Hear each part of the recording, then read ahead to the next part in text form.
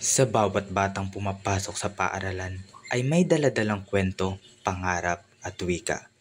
Sa Pilipinas kung saan mahigit 180 na wika at dialekto ang ginagamit, natural na maging hamon ang tanong na, paano kung hindi mo naiintindihan ang wikang gamit sa pagtuturo?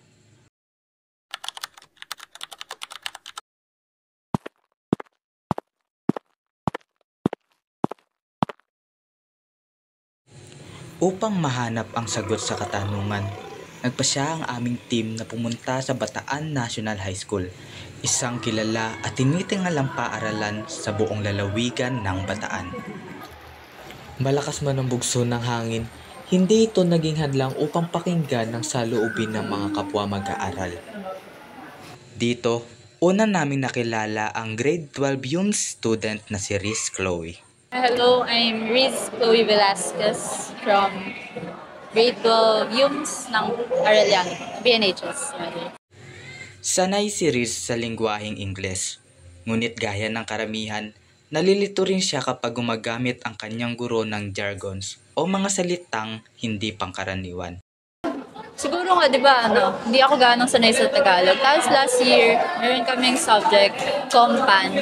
Tapos hindi ko talaga siya naiintindihan kasi full Tagalog siya. Tapos puro siya story. Kaya ginagawa ko nun, tinatranslate ko siya sa English para maintindihan ko yung story. Para sa kanya, okay lang na Tagalog at English ang gamit sa pagtuturo. Ang dahilan niya ay natural lamang daw ito sa maraming estudyante. Ngunit kapag sobrang lalim o minsan ay sobra naman sa English, doon nagsisimula ang banggaan ng wika at pagkatuto.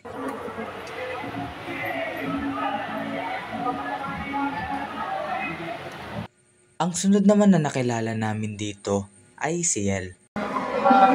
I am Yel Manuel po from 12 YUMS Arellano at BNHS.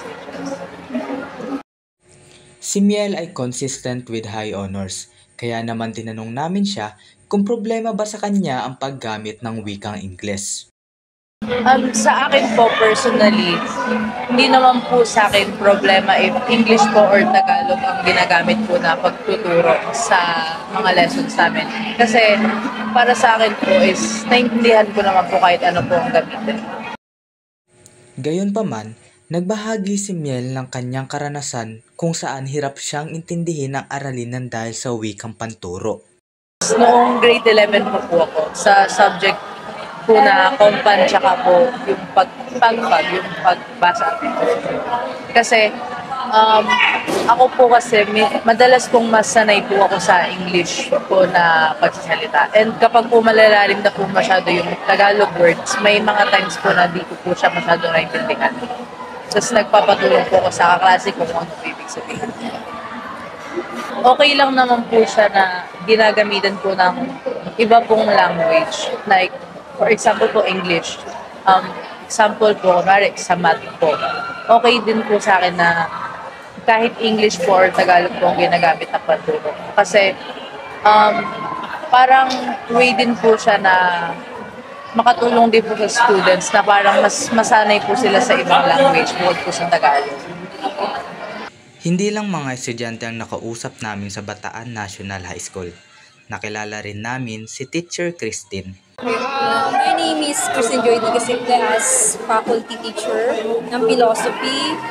And also, turo din ako ng EYA and research. 8 taong guro na siya sa pampubliko at pribadong paaralan. Ngunit ganun pa man, hindi siya kailanman nakaramdam ng pagod. Tinanong namin kung saang wika siya mas komportable. Sa punto na yan or sa context na yan, para sa akin it depends siguro sa subject na tinuturo. Kung for example, kung nasa EYAP ka, kailangan ikaw as a teacher, more on a medium mo in English na pagtuturo. Pero kung doon naman sa part na kailangan talaga na Tagalog yung pagtuturo, feeling ko, wag na lang pagtuunan ng pansin yun. Nakadepende na lang sa kung ano yung subject na tinuturo ng teacher. Nang hingin namin ng kanyang may papayo sa kanyang mga kapwa guro, Ano ba?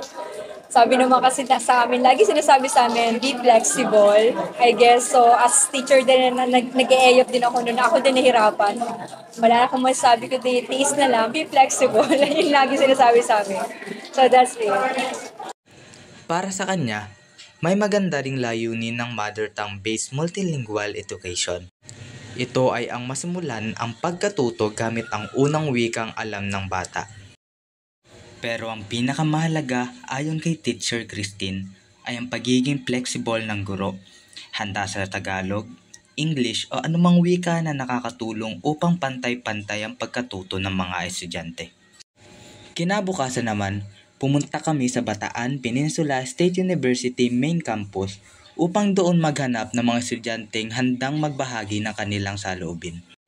Dito, nakilala namin si Adrian. I'm Adrian Veneracion and I am from CE 3rd year. Aminado siya na mas mahirap na nang pumasok siya ng kolehiyo. Marami siyang awards noon pero ngayon ay mas mabigat na ang academic load. Nang tanungin namin siya kung nakaapekto ba ang wikang panturo sa kanyang pag-aaral, simple lang ang naging sagot niya. Actually hindi naman. Siguro it's the way paano magturo yung teacher kung mag-i-English siya or Filipino language. It's up to him or her kung paano niya ituro yung mga lecture niya, ganyan. So, it's not about the language, it's about how you teach. Pero sa halip na sumuko, tinatanggap niya ang hamon. Nakikinig, nagsasanay at unti-unting iniintindi ang mga salitang bago sa kanya. Isang patunay na kahit may hadlang sa wika, may paraan pa ring umangat. Ngunit may pagkakataon na nahihirapan siya dahil hindi naman Tagalog ang kanyang first language. Isang paalala na hindi lahat ng estudyante ay lumaking may parehong linguistikong environment. Nang inalok din namin siyang magkwento patungkol sa usaping ito, malugod niya kaming tinugunan. When I was new here in Bataan, kasi sinabi ko kanina I'm from Cebu, I can say nung first year pa lang ako, there are some challenges because mas sanay silang magturo dito ng Tagalog kaysa sa English. Kasi sa Cebu kasi, hindi sila masyadong nagbibisaya pag nagtuturo. Mostly English talaga. For me, since yung first language ko is Bisaya, I don't really know if makaka-learn ako ng mas mabilis if Bisaya kasi nasanay ako sa English sa Tagalog.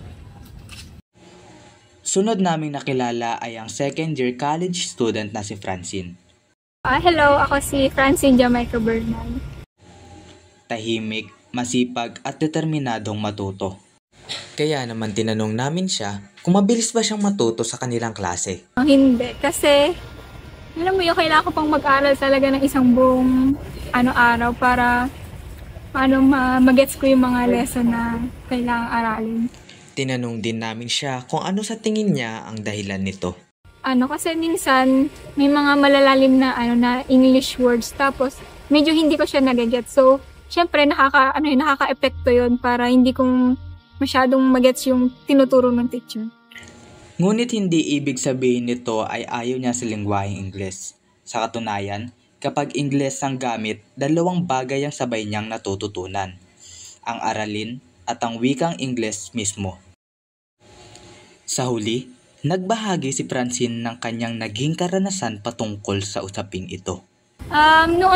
Nung first year ako, yung subject namin kasi siya, puro English yung niya, yung salita niya. As in, hindi siya nagtatagalog kasi yun na nga talaga yung subject niya. So, minsan may mga sinasabi siya na, yung malalalim na English word. So ako, nahihirapan talaga akong maintindihan agad. So, ayun, parang hindi ganun ka, yung pagtuturo niya. So, parang hindi ko rin agad nagigets yun. Sa 5 tinig na aming nakilala, 2 kolehiyo, 2 senior high student at 1 guro. Iisang lumilitaw na mensahe. Walang iisang wika na sapat para sa lahat. Ang multilingual na pagtuturo ay hindi tungkol sa pagiging magaling sa maraming wika. Ito ay tungkol sa pagbibigay daan sa pag-unawa o sa paglapit ng kaalaman sa wika ng bawat batang Pilipino. Sa bansang maraming tinig, Ang tunay na edukasyon ay yaong kayang makinig sa lahat. Isang wika na maaari nating sabihin, di lang gabay.